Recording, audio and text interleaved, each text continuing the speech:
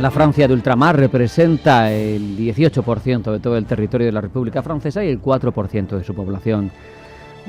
120.000 kilómetros cuadrados que están compuestos por islas y archipiélagos dispersos por el Océano Pacífico, el Índico, algo por el Atlántico. Cada región tiene su historia, su cultura, su población. Comparten un pasado colonial y un presente diverso. Al final, Francia, es un hecho, es el último país de Europa que conserva la huella de su antiguo imperio. Y de ello hablamos ya, sobre todo, cómo se relaciona con la proyección geopolítica de Francia y de Europa de forma vicaria. Hablamos de ello ya con Alfonso Pérez de la Osa, que es decano de la Facultad de Derecho y Relaciones Internacionales de la Universidad de Nebrija. Alfonso, bienvenido, buenas tardes. Buenas tardes. Francia se describe a sí misma, Alfonso, como una potencia de equilibrios. ¿Qué implica esa noción en la práctica, en su política exterior? ¿Cómo busca aplicar ese concepto a un escenario internacional complicado, ¿no? Marcado ahora mismo por una multipolaridad extraña? Sí, así es.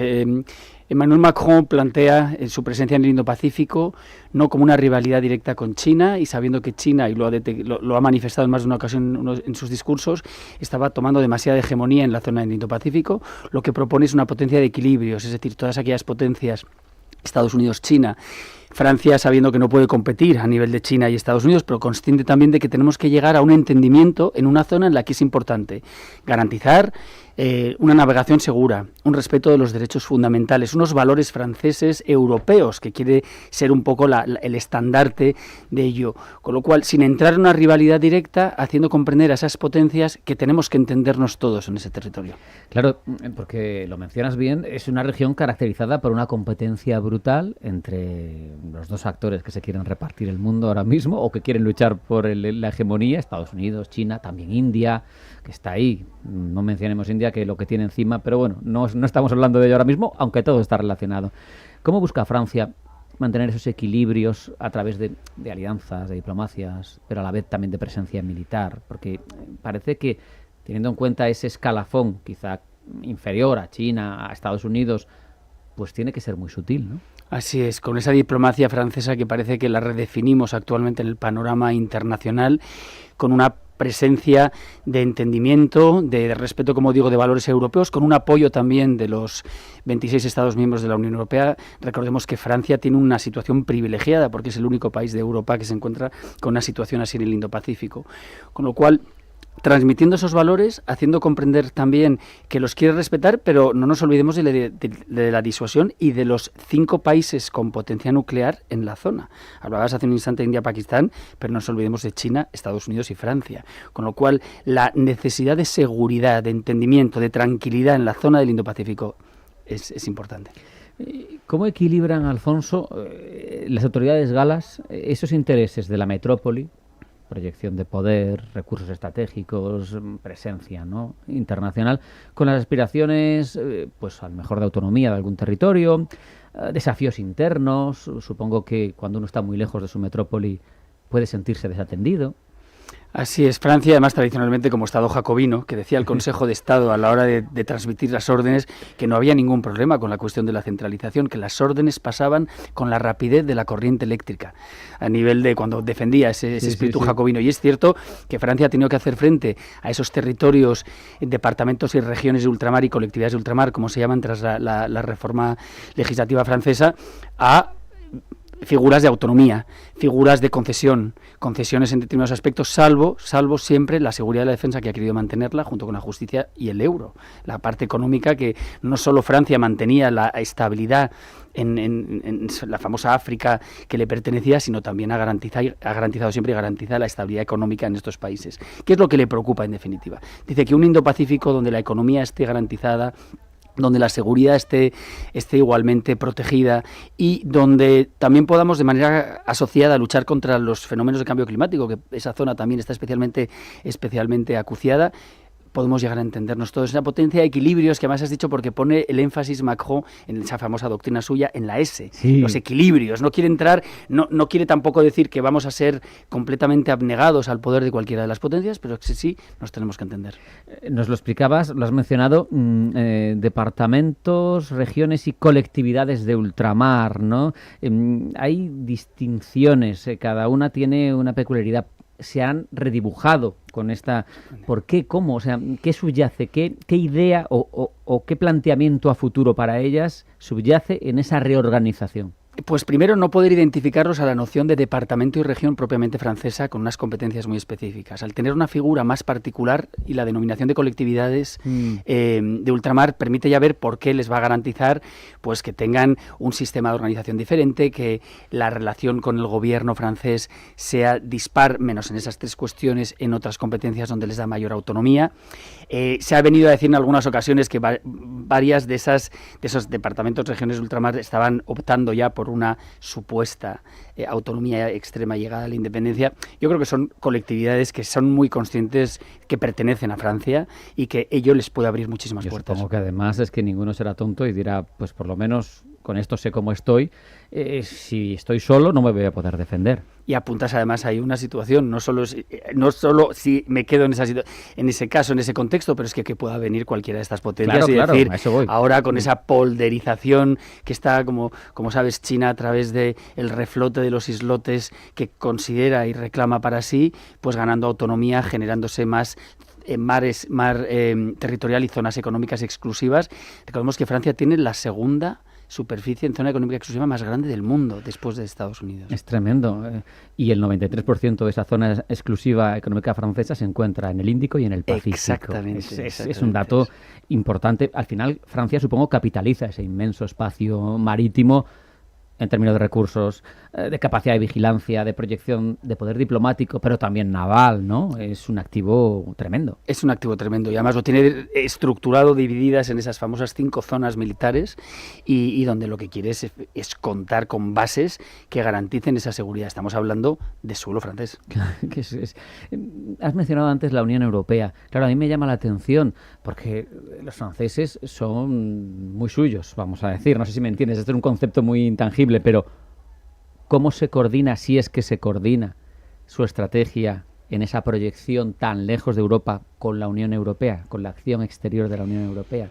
Macron lo ha llevado en numerosas ocasiones a la Unión Europea, este concepto de soy la puerta de Europa al Indo-Pacífico y podemos ir de la mano para garantizar que sigan permeando esos valores europeos, que en definitiva es lo que queremos proteger en una zona pues que puede llegar a ser un polvorín. Rafael, déjame que lo explique en el sentido de que esto puede en un momento dado, con lo cual si garantizamos el Estado de Derecho, si garantizamos la legalidad internacional, los derechos humanos, que Francia quiere ser estandarte también de protección de los derechos humanos en este territorio, pues con el apoyo de la Unión Europea lo pueden conseguir. Es muy llamativo porque al final da la sensación de que es el motor de la política europea transcontinental, Francia. Y es un padre fundador de la Unión Europea. Con lo eso cual, también cuenta. Que tiene en cuenta, efectivamente, París-Berlín, tantas cosas, ¿verdad? Tantas relaciones que surgieron, como sabemos, para pacificar la relación alemana y francesa, y el hecho de que Francia sea quien tiene ese aperturismo hacia el Indo-Pacífico, y conseguir también, si me permites, poner a Europa de nuevo en el mapa internacional. En el mapa internacional significa que pues estamos viendo las relaciones entre Rusia y China, Estados Unidos, donde queda ahí la Unión Europea. Tenemos que garantizar que tenemos una presencia y somos un auténtico actor mundial donde tenemos algo que decir y nos tienen que sentar a la mesa. Es que la verdad, ahora mismo tienes razón, ahí tenemos un déficit fundamental dentro de la Unión Europea. Te pregunto algo que si fueras el embajador de Francia te resultaría incómodo, pero ¿no hay tensión, digamos, ética por seguir teniendo posesiones de ultramar que al final son la herencia de un imperio colonial? Sí, efectivamente, si lo podemos ver desde esa percepción, podemos llegar a ver una tensión, pero si lo vemos como una proyección más, como un reconocimiento de ese poder francés / europeo, área de integración legal, como es la Unión Europea, una presencia que pueden ser ustedes, territorios, colectividades de ultramar, portavoz de esos valores europeos que surgieron después de 1945, donde quisimos sembrar la paz, que es cierto que luego nos dormimos un poquito en los laureles, sí. Es decir, esos dividendos de la paz, pensamos que nunca más podría haber conflictos. Ahí tenemos Ucrania, ahí tenemos Gaza, ahí tenemos India y Pakistán, ahí tenemos otras potenciales tensiones que están creciendo en el mundo. Corrígeme si no estoy en lo cierto, me parece que de todos los territorios de ultramar franceses, tan solo la Guayana francesa tiene una integración absoluta dentro de la Unión Europea. Sí, parece una paradoja, pero es Unión Europea, vamos a decir, ¿no? ¿Por qué? Bueno, depende también de la filosofía de cada uno de los países. Pierre-et-Miquelon, pues tradicionalmente Mayotte, Polinesia Francesa y Nueva Caledonia han sido siempre aquellas que se han sentido más distantes, y con lo cual en algún momento eso ha podido alimentar unas ansias de una autonomía extrema, ¿no? Incluso a nivel de negociación, porque saben lo que valen. Pero también es cierto que si son conscientes de su valor, también son conscientes del gran valor que les ha aportado Francia. Claro. ¿Qué desafíos se encuentra Francia cuando intenta ser esa potencia de equilibrios? ¿Cuáles son sus dificultades? Porque la región es compleja, es volátil, es un polvorín, Alfonso. Sí. Pues primero que tradicionalmente el país aliado ha sido Estados Unidos. Con lo cual los aliados, que hay ese detalle, si me permites, de la Estatua de la Libertad, ¿no? Es decir, ese regalo recíproco, tienes una pequeña manifestación en el Sena y la grande que conocemos todos. Esa, por un lado, hemos sido siempre países aliados, y por otro lado, no quiero rivalidad directa con China, pero nos tenemos que entender. En este tablero de ajedrez jugamos todos y tenemos que estar presentes. ¿Cuál es el dilema principal? El conseguir tener un entendimiento con todos los países sin querer imponerse, pero sí queriendo de algún modo imponer esa doctrina Macron, que es unos equilibrios entre todos. Es curioso, supongo que es una cuestión de anglosajones que son también muy suyos, por seguir repartiendo, que no esté, por ejemplo, teniendo esa presencia que tiene en la zona, en AUKUS. Por ejemplo, cuando AUKUS al final... Y se sintió excluida, sabiendo que además con Australia, bueno, sobre todo sus dos principales socios en la zona, realmente aliados de siempre, son Japón y Corea del Sur. Realmente han sido siempre los que van prácticamente de la mano de Francia. Y luego los demás actores han tenido siempre una manera u otra de dimensionarlo, y en ese contexto sentirse excluida de esa asociación, pues sí que es lo que le hizo reaccionar, de hecho. Fue, si no recuerdo mal, en 2018 cuando esa asociación se hizo, y fue en 2019 cuando él plantea su estrategia de Indo-Pacífico, porque se sentía excluido de ese panorama y dice, no, Francia tiene algo que aportar aquí, ciertamente no al nivel de las otras dos superpotencias, como comentamos, pero sí tengo algo que decir. ¿Cómo crees, Alfonso, que ve Francia el futuro del orden multipolar que se está reconfigurando? A mí me da la sensación de que es un país, y tiene muchos argumentos para ello, con grandeur. Sí. ¿Es realista o es aspiracional? Pues te diría que ambos. Es realista porque es cierto que los territorios existen, y es aspiracional porque también es cierto no tiene el peso específico en la zona que puedan tener, por ejemplo, China o Estados Unidos. Entonces, es ambos. Yo creo que sí que puede aportar. Es un país que ha sido siempre estandarte de la Declaración de los Derechos del Hombre y del Ciudadano de 1789 y lo ha llevado muy a gala. Y sí puede aspirar a aportar ese equilibrio. Lo que ocurre es que tenemos una gran rivalidad estadounidense y China, y tendremos que ver a dónde nos lleva. Es evidente que el mundo ha basculado al eje Asia-Pacífico, lo sabemos todos, y por eso tiene más interés, si cabe, todo lo que estamos hablando. Pero el futuro de la Unión Europea, entonces, está, el futuro como potencia global, vamos a decir, en manos de Francia, de cómo gestione ese papel en una zona que es la que está marcando el futuro del mundo. No llegaría a decir esto. Es decir, yo creo que el futuro de la Unión Europea está en los europeos. Los propios europeos, que tienen que ser conscientes, sin complejo alguno, del papel que pueden desempeñar a nivel internacional. Tenemos que seguir luchando para ser invitados a esa conversación.